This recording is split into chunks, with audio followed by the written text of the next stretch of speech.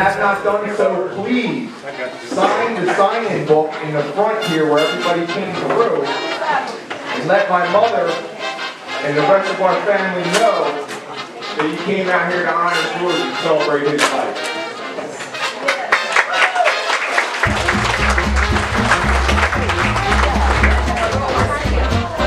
My mother took the time to put out these cards. Please take one. Please take one. Here's a tale of a man with a name so grand. George U. Bush, not one in command. April Fool's Day was a day of birth, but his life was a company for what it's worth. Oh, George U. Bush with a name that rings, mistaken for fame, all the funny things from hotel check-ins to pizza pies. His life was a sitcom, oh my, with each prank call and curious stare. George wore his name with a grin so rare. No secret service, just a regular Joe. His fun in the neighborhood of my life.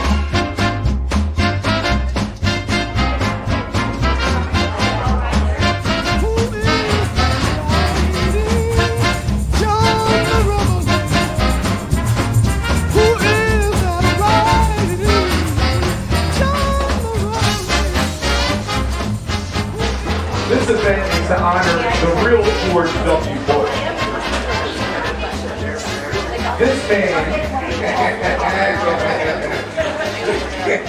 This man, for those who know him from Monte Carlo nights and the various bingos and the various card games, and for those that have played bocce ball with him, there's nothing like a bunch of old men playing with their balls out in the yard. You know what I mean?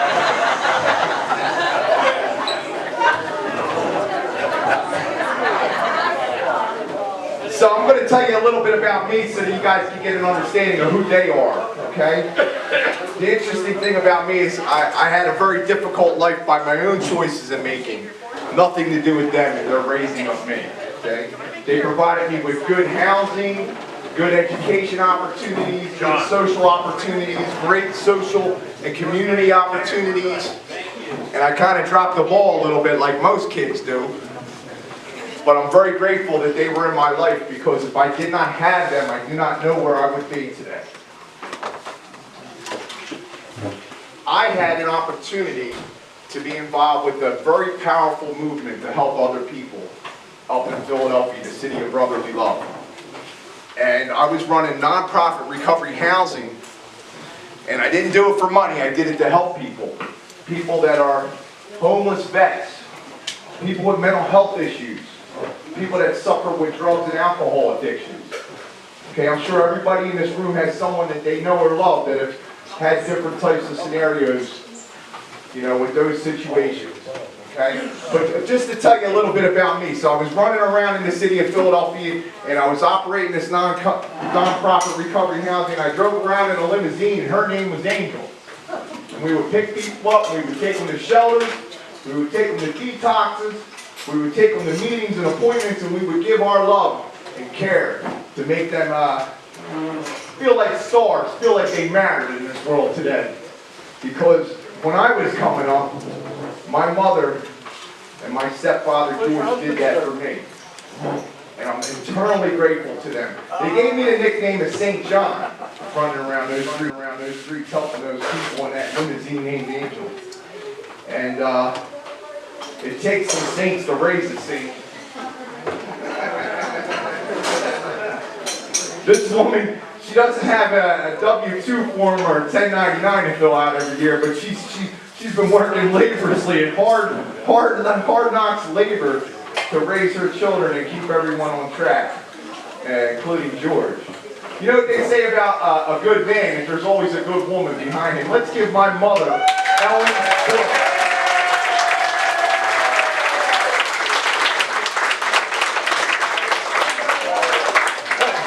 For footing the bill for this thing.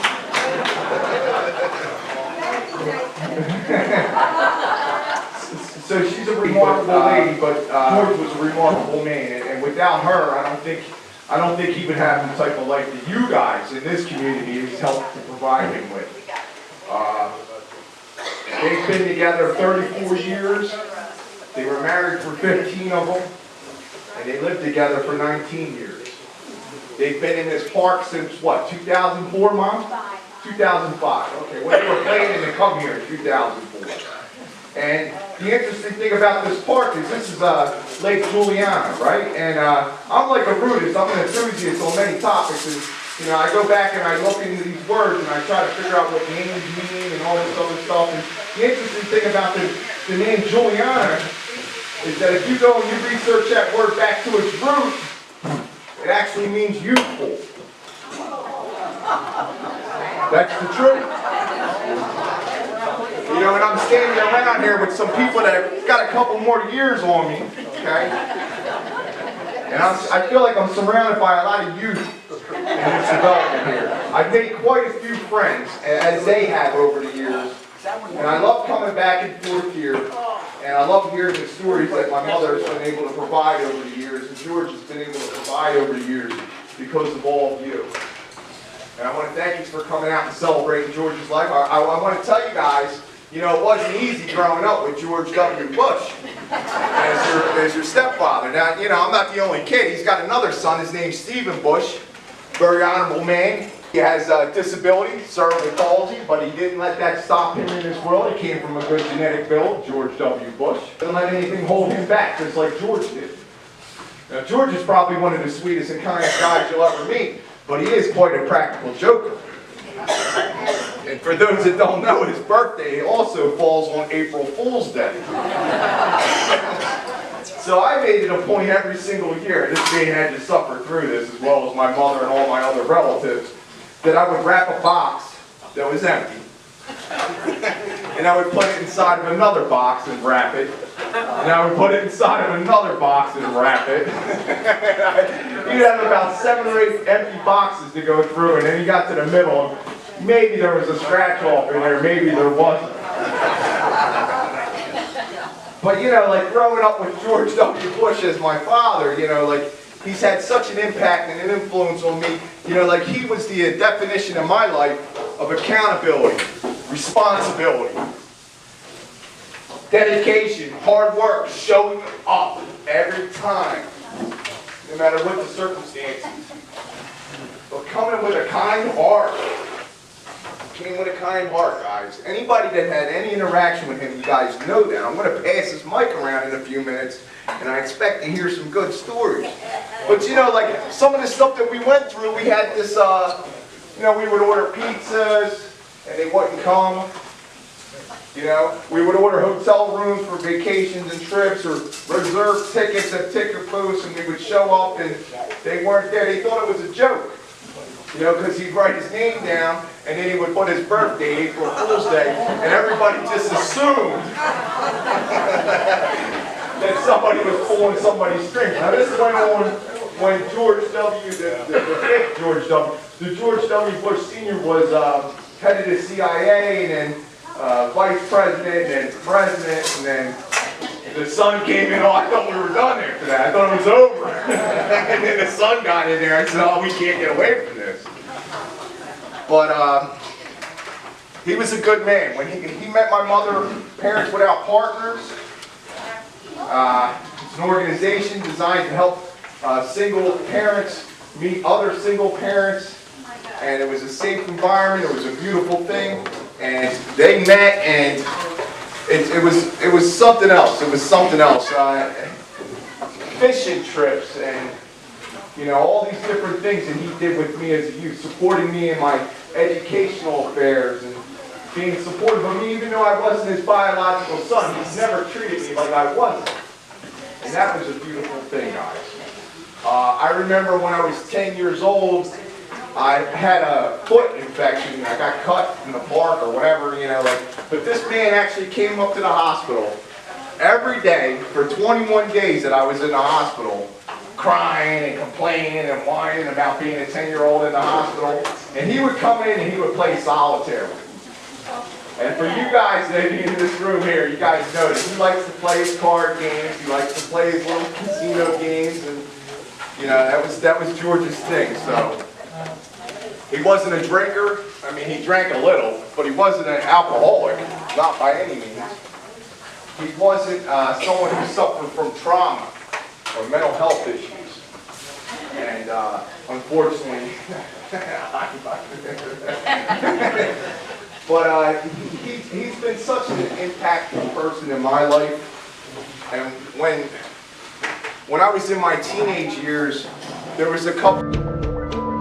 Here's a tale of a man with a name so grand. George W. Bush, not the one in command. April Fool's Day was his day of birth, but his life was a comedy for what it's worth. Oh, George W. Bush with a name that rings, mistaken for fame over funny things. From hotel check-ins to pizza pie, his life was a sitcom, oh my, oh my.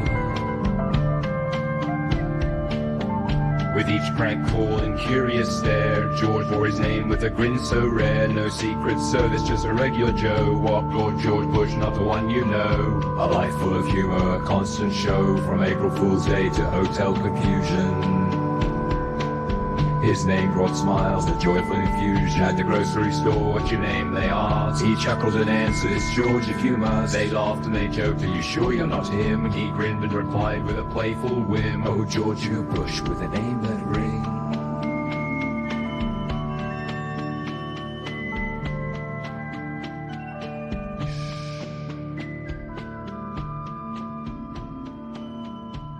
Oh my God, we can gamble out here and smoke. And I said, yes, we can. So he sat down next to me and that was the end of it. That was how I got to know George. Yeah, then Gary and George hit it off just great, and it was just made to be, the four of us as a foursome. The one thing that I remember about George that got me the most was, I had those wooden bunnies that I cut in wood and put up in front of my house every Easter. Well, one day I was coming home from work, driving down the hill, got to their house, drove past their house and saw something out of the corner of my eye. I stopped at the next intersection, put the car in reverse, backed up the hill, and saw one of my bunnies. I got out of the car, put it in the bunny, and I left. And I went back there later and I said, don't you ever touch my bunnies again. So that's my two stories about George. Who is next? Everybody's got one. Okay, we've got one. I used to volunteer. Well, let me read the microphone. Pass it on to the next one. I used to volunteer with George at Give Kids the World, and by some of the rides they have a thing that had to be so tall to get on the ride. He was too tall to get on the ride. But he loved going there. He loved interacting with the children on the carousel. He could go high five and go around. And then when I first moved in here, I was here about 6 months. He came over to me and says, you know, when you're here 6 months, you have to vote to see if you can stay. So a week later, I went over to him and said, what? They voted. Kathy can stay, but I have to leave. His face dropped. He didn't know what to say. So he was a great man. I miss him. I miss going to the road with him. Who's next? Down here.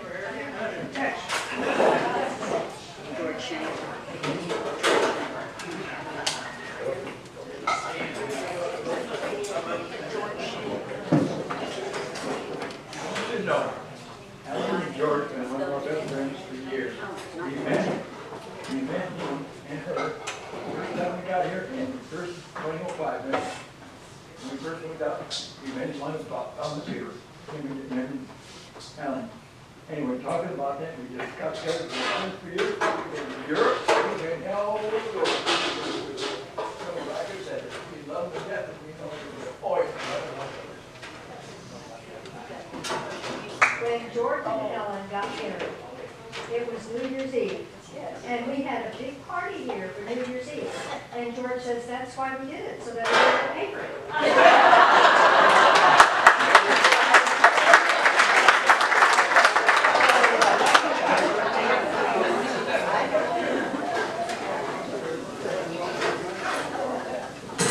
Well, I got two short ones for you.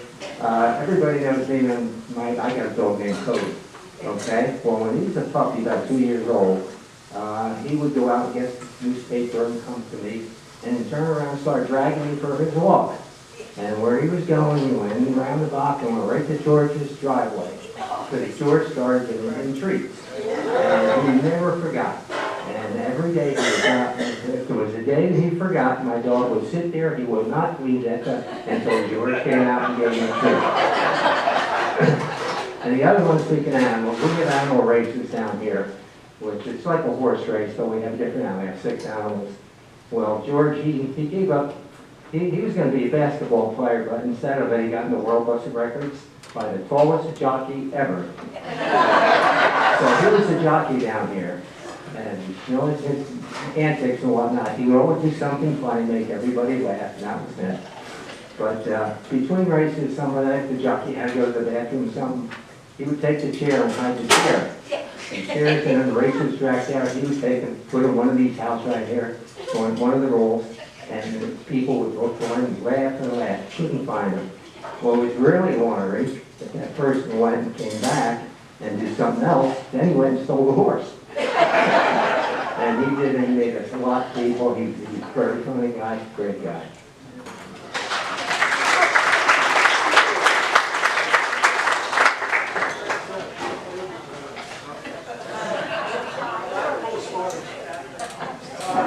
Years ago, when George W. Bush was running for president, and they had the Republican convention in Philadelphia, George went down there and tried to get in.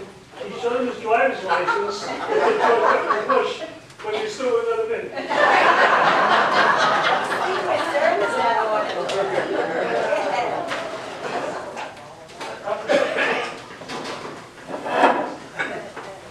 There's so many stories you tell about it.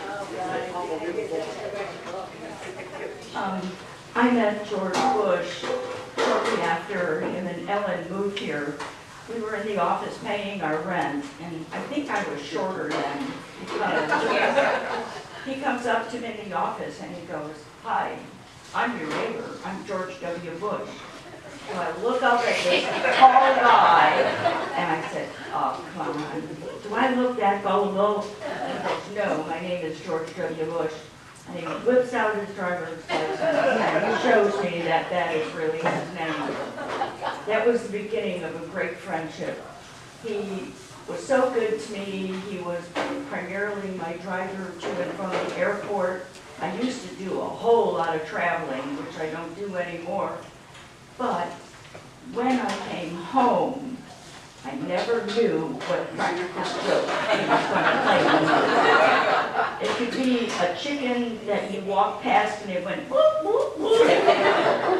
Or it could be a little bushy frog someplace on my pillow.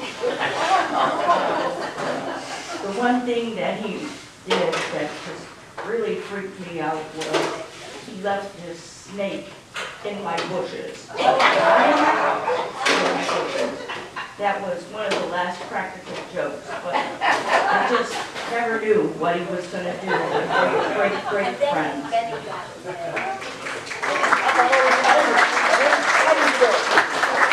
So then he passed it on to another neighbor, Mr. Jeff Quist over there, who took up the practical joke playing on it.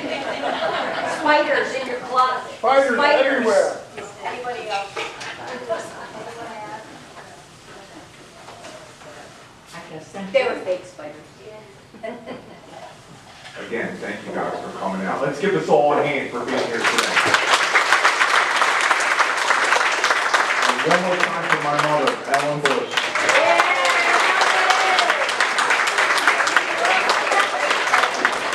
She said you're all still stuck with her. There might be another husband one day.